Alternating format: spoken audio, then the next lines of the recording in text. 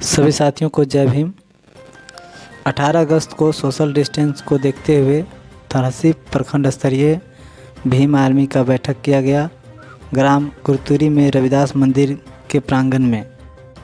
इस बैठक का व्यवस्थापक सत्येंद्र जी रहे।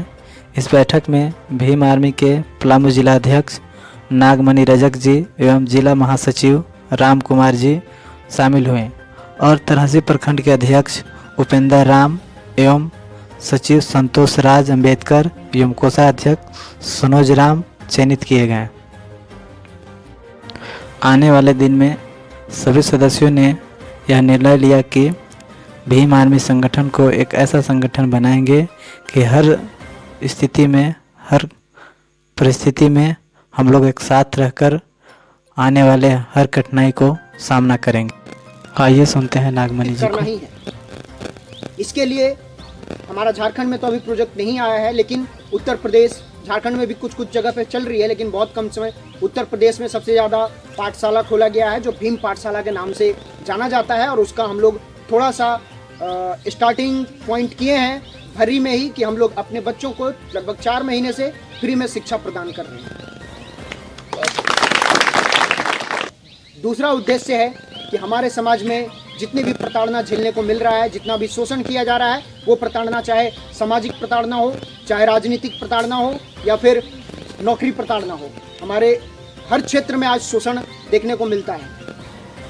आज नौकरी व्यवस्था में भी अगर सर टीचर हैं तो उनके हेडमास्टर अगर मनु विचार के मिल गए तो कभी भी दलित समाज के टीचर को 2-4 एब्सेंटो लगा देते हैं। इस प्रताड़ना से बचने के लिए हमारी भीम आर्मी 24x7 अवेलेबल है आपके लिए, हमेशा तत्पर रहेगा।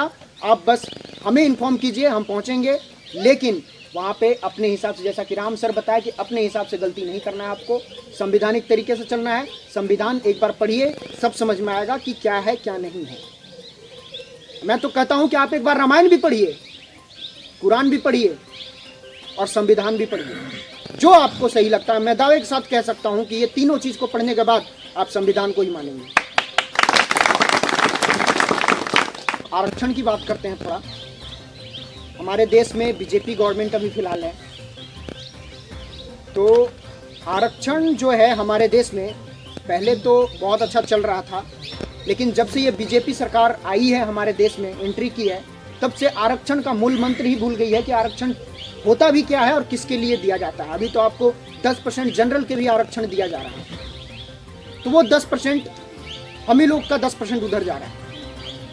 तो कहीं ना कहीं अभी 2018 की बात बता रहे हैं आपको, आरक्षण में आप आरक्षण नहीं, आपका जो SC/ST एक्ट था, SC/ST एक्ट जानते हैं आप लोग?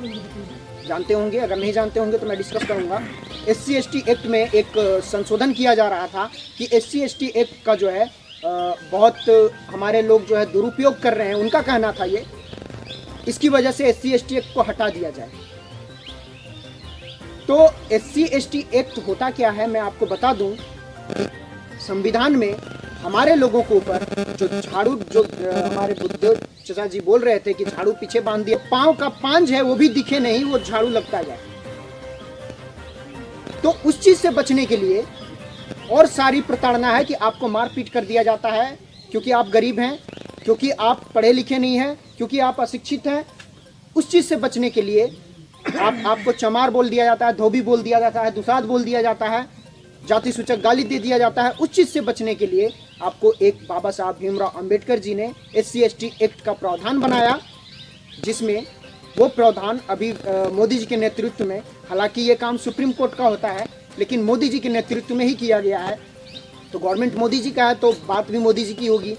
मोदी जी के नेतृत्व में ये सुप्रीम कोर्ट के द्वारा ये हटा दिया गया था, लेकिन हमारे बड़े भाई भीम आर्मी के संस्थापक चंद्रशेखर आज़ाद रावण जी इस मैटर पे खुलकर सामने आए और इतना पुरजोर विरोध हुआ कि इस महाआंदोलन में लगभग 16 से 17 बहुजन समाज का जान भी गया और हमारा SC/ST एक्ट वापस भी आया।